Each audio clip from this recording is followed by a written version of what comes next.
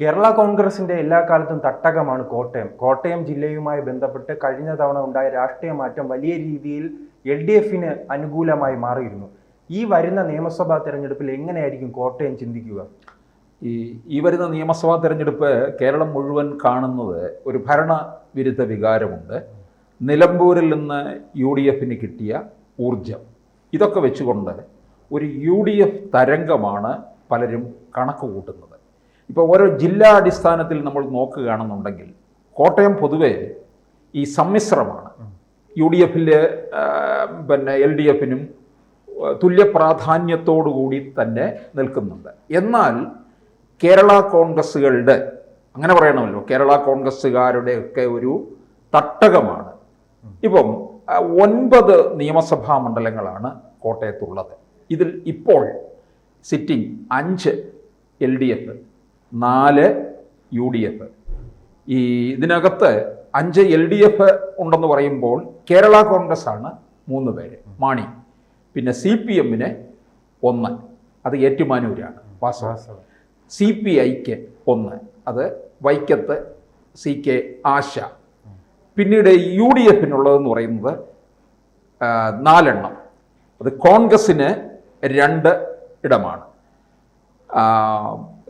ഇവർക്ക് കേരള കോൺഗ്രസ് ജോസഫ്, അത് കടുത്തുരുത്തി മോൻസ് ജോസഫ്. പിന്നെ വേറൊന്ന് ഒരു കേരള കോൺഗ്രസ് കൂടി ഉണ്ടല്ലോ, പാലയിലെ മാണി C കാപ്പന്, അതൊന്ന്. ഇങ്ങനെ നിൽക്കുകയാണ് അവർ. കേരള കോൺഗ്രസും അതായത് ജോസ് കെ മാണി വിഭാഗത്തെ ഇപ്പുറത്തേക്ക് കൊണ്ടുവരാനുള്ള ശ്രമം നടത്തുന്നത് UDFന്റെ ശക്തി കൂട്ടാൻ വേണ്ടിയാണ് എന്നുള്ളത് കോട്ടയത്തും കൂടെ പ്രകടമാകും. കാരണം അവർക്കല്പം സ്ട്രെങ്ത് ഉള്ള ഇടമാണ്. കേരള കോൺഗ്രസ്, മാണിയാണല്ലോ ശക്തനായ കേരള കോൺഗ്രസ് എന്ന് പറയുന്നത്. ഇപ്പുറത്ത് കൊണ്ടുവന്നു കഴിഞ്ഞാൽ, അവിടെ സീറ്റ് കൂടിയാൽ അത് ഭരണത്തിന് ഒരു പച്ചക്കൊടിയാണ് എന്നവർ മനസ്സിലാക്കുന്നത് കൊണ്ട് ഈ കണക്ക് വെച്ച് നോക്കുമ്പോൾ തന്നെ കേരള കോൺഗ്രസ് UDFിലേക്ക് വരികയാണെങ്കിൽ മുഴുവൻ സീറ്റ് വേണമെങ്കിൽ പിടിച്ചെടുക്കാൻ കഴിയും. ഇപ്പൊ ഇതിനകത്ത് ഇപ്പൊ നമ്മൾ നോക്കി, കോട്ടയം മണ്ഡലം തന്നെ, കോട്ടയം എന്ന് പറഞ്ഞാൽ തിരുവഞ്ചൂർ രാധാകൃഷ്ണന്റെ മണ്ഡലമായി തീർന്നിരിക്കുകയാണ്. ജയിച്ചു കഴിഞ്ഞാൽ ജയ ഉറപ്പാണ് ആ മണ്ഡലം. UDFന് യാതൊരു സംശയവുമില്ല. ഒരു മന്ത്രിയെ തന്നെ, ഒരു മുഖ്യമന്ത്രിയാകാനും യോഗ്യനാണ് തിരുവഞ്ചൂർ രാധാകൃഷ്ണൻ. ശരിക്കും മുമ്പ് അടൂർ മത്സരിച്ചിട്ടുണ്ട്. പിന്നെ അതുപോലെ തന്നെ 2011 മുതൽ തിരുവഞ്ചൂരും VN വാസവനും തമ്മിലാണ് ഏറ്റുമുട്ടിയത് കേട്ടോ. അന്ന് വളരെ ചെറിയ ഭൂരിപക്ഷത്തിൽ മാത്രമാണ് തിരുവഞ്ചൂര് വിജയിച്ചത്. പിന്നെ 2016-ലും 2021-ലും 2021 ഒരു LDF തരംഗം ഉണ്ടായിട്ട് പോലും 18,000 വോട്ടിൻ്റെ ഭൂരിപക്ഷത്തിലാണ് തിരുവഞ്ചൂര് വിജയിച്ചത്. അതുകൊണ്ടാണ് VN വാസവൻ പിന്നീട് എന്ത് ചെയ്തെന്നറിയാമോ, അവിടെ നിന്നങ്ങ് മാറിപ്പോയത്. കാരണം തിരുവഞ്ചൂരിനോട് ജയിക്കുക എളുപ്പമല്ല എന്ന് മനസ്സിലാക്കി. എന്നിട്ട് പകരം ആരെ അവിടെ ഇറക്കി? അനിൽകുമാർ ഉണ്ടല്ലോ, CPMന്റെ അനിൽകുമാറാണ്. ഈ ട്രോളന്മാർ മുഴുവൻ ട്രോളുന്ന ഒരാളാണ് ഈ അനിൽകുമാർ എന്ന് പറയുന്നത്. ചാനൽ ചർച്ചകളിൽ വന്നിരുന്ന് പലപ്പോഴും പരാജയപ്പെട്ടു പോകുന്ന. അപ്പോൾ വാസവൻ അങ്ങനെ ഏറ്റുമാനൂരിലേക്ക് പോയി. അപ്പോൾ കോട്ടയം മണ്ഡലം അവർക്ക് ഉറപ്പാണ്, സേഫായിട്ടുള്ള ഇടവുമാണ്. അത് തിരുവഞ്ചൂരങ്ങ് സ്വന്തമാക്കിയിരിക്കുകയാണ്. പിന്നീടുള്ളത് പുതുപ്പള്ളി നമുക്കറിയാം. പുതുപ്പള്ളി എന്ന് പറയുമ്പോൾ നമ്മൾ ഇപ്പോഴും പറയുന്നത് ഉമ്മൻചാണ്ടി എന്നേ പറയത്തുള്ളൂ. ഉമ്മൻചാണ്ടിയോടുള്ള ജനങ്ങളുടെ ആ സ്നേഹപ്രകടനത്തിൻ്റെ കാലാവധി കഴിഞ്ഞിട്ടില്ല. അത് ആജീവനാന്തം നിൽക്കും. കാരണം ഉമ്മൻചാണ്ടി അത്രത്തോളം അവിടെ ജനകീയനായിരുമ്പോൾ കാലാവധി കഴിഞ്ഞാൽ അത് മുന്നോട്ട് കൊണ്ടുപോകാനുള്ള കഴിവ് തെളിയിക്കുകയാണ് ചാണ്ടി ഉമ്മൻ. അത് ചാണ്ടി ഉമ്മൻ മാത്രമല്ല, ഉമ്മൻചാണ്ടിയുടെ കുടുംബം ഒന്നടങ്കം തന്നെ, 3 മക്കളും അദ്ദേഹത്തിൻ്റെ ഭാര്യ ഉൾപ്പെടെ. അപ്പോൾ ഉപതെരഞ്ഞെടുപ്പിലൂടെ തന്നെ ജയ്ക്ക് നിലംപരിശായി. ജയ്ക്ക് തോമസിന്റെ പ്രത്യേകത എന്ന് പറഞ്ഞാൽ അച്ഛനോടും തോറ്റു, മകനോടും തോറ്റു എന്നുള്ളതാണ്. ജയ്ക്ക് അവിടെ ഒരു മേൽവിലാസവും ഇല്ലാത്തവനായി മാറുകയും ചെയ്തു. അപ്പോൾ പുതുപ്പള്ളി ഉറപ്പാണ്. അതുപോലെ 3 കടുത്തുരുത്തി മണ്ഡലം. കടുത്തുരുത്തി എന്ന് പറയുന്നത് കേരള കോൺഗ്രസ് ജോസഫ് ഗ്രൂപ്പിൽ വരുന്നതാണ്. ഇപ്പോൾ അവർക്ക് 2 MLA ഉള്ളൂ. അത് കടുത്തുരുത്തിയിലും മറ്റൊന്ന് തൊടുപുഴയിൽ PJ ജോസഫ് ഇനി അടുത്ത തെരഞ്ഞെടുപ്പിൽ മത്സരിക്കത്തില്ല. കാരണം അനാരോഗ്യ പ്രശ്നമുണ്ട്, പ്രായാധിക്യം ആയി, മകനെ ഇറക്കും. പക്ഷേ കടുത്തുരുത്തിയിൽ നിന്ന് മോൻസ് ജോസഫ് ജയിച്ചാൽ ഒരു മന്ത്രിയായിരിക്കും. UDF അധികാരത്തിൽ വന്നാൽ. അദ്ദേഹം 2016 മുതൽ സ്റ്റീഫൻ ജോർജിനോട് ആണ് മത്സരിച്ചത്. 2021 വന്നിട്ട് ഏതാണ്ട് 4000 വോട്ടിൻ്റെ ഭൂരിപക്ഷത്തിലങ്ങ് ഒതുങ്ങുകയും ചെയ്തു എന്നുള്ളതാണ്. ഭൂരിപക്ഷം അല്പം കുറഞ്ഞു. ഈ കടുത്തുരുത്തി മണ്ഡലത്തിലെ ഈ ജോസ് കെ മാണിയെ ഇപ്പുറത്തേക്ക് കൊണ്ടുവരികയാണെന്നുണ്ടെങ്കിൽ കടുത്തുരുത്തി മണ്ഡലത്തിന് വേണ്ടി ഒരു ബാർഗെയിനിങ് നടക്കുന്നുണ്ട്. ജോസ് കെ മാണിക്ക് നോട്ടമുള്ള ഒരു മണ്ഡലമാണ്. പാല എന്തായാലും കൊടുക്കത്തില്ല. അവിടെ മാണി സി കാപ്പൻ ഉപതെരഞ്ഞെടുപ്പിലൂടെയും പിന്നീട് നടന്ന തെരഞ്ഞെടുപ്പിലും ഒക്കെ വിജയിച്ച് നിൽക്കുന്ന ആളാണ്. ഒരിക്കലും മാറിക്കൊടുക്കത്തില്ല. അപ്പം ആ വക കാര്യങ്ങളിൽ തീർപ്പാകാത്തത് കൊണ്ടാണ് ജോസ് കെ മാണിയുടെ ഇങ്ങോട്ടേക്കുള്ള വരവ് ഇങ്ങനെ ആടി ഉലഞ്ഞ് നിൽക്കുന്നത്. അപ്പോൾ കടുത്തുരുത്തിയും അവർക്ക് ഉറപ്പായിട്ടുള്ള കാര്യമാണ്. പിന്നെ വരുന്നത് പാലാ മണ്ഡലമാണ്. പാലയിലെ 15,000 വോട്ടിൻ്റെ ഭൂരിപക്ഷത്തിലാണ് മാണി സി കാപ്പൻ ഈ ജോസ് കെ മാണിയെ പരാജയപ്പെടുത്തിയത്. അതിനു മുമ്പ് നടന്ന ഉപതെരഞ്ഞെടുപ്പിലും മാണി സി കാപ്പനാണ് വിജയിച്ചത്. അത് ജോസ് കെ മാണി വിഭാഗത്തിന് മൊത്തത്തിലേറ്റ ഒരു വലിയ ഷോക്കാണ്. അല്ലെങ്കിൽ കരിങ്ങോഴകൾ തറവാടിന് തന്നെ ഏറ്റ വലിയൊരു ഷോക്കാണ് പാല അവർക്ക് കൈവിട്ടു പോയത്. അതുകൊണ്ട് തന്നെയാണ് പിന്നീട് ജോസ് കെ മാണിക്ക് 2021 പിണറായി മന്ത്രിസഭയിൽ മന്ത്രിയാകാൻ കഴിയാതെ പോയതും ആ തോൽവി കൊണ്ട് മാത്രമാണ്. അപ്പോൾ എന്തായാലും ജോസ് കെ മാണി വരുമ്പോൾ എന്തായാലും പാലയിലുമില്ല. മാണി സി കാപ്പൻ എന്തായാലും ഘടകകക്ഷി എന്നുള്ള രീതിയിൽ ഒരാൾ മാത്രമല്ലേ ഉള്ളൂ, മന്ത്രിയാണെന്നുള്ളതും ഉറപ്പാണ്. അപ്പോൾ നോക്കിക്കോണം, കോട്ടയത്തിന് ഇങ്ങനെ മന്ത്രിമാർ ധാരാളം ഉണ്ടാകും കേട്ടോ. തിരുവഞ്ചൂർ എന്തായാലും മന്ത്രിയാവും. പിന്നെ കേരള കോൺഗ്രസ് ജോസഫ് വിഭാഗത്തിൽ വരുന്ന മോൻസ് ജോസഫ് കടുത്തുരുത്തിയിൽ നിന്ന് അത് മന്ത്രിയാകും. ജോസഫ് ഗ്രൂപ്പിന് മന്ത്രിസ്ഥാനം കൊടുക്കണമല്ലോ. പിന്നെ പാലയിൽ നിന്ന് മാണി സി കാപ്പൻ, അത് ഒരു കേരള കോൺഗ്രസ് ആണ്, ഒരാൾ മാത്രമേ ഉള്ളൂ. അപ്പോൾ 3 പേരായി മന്ത്രി.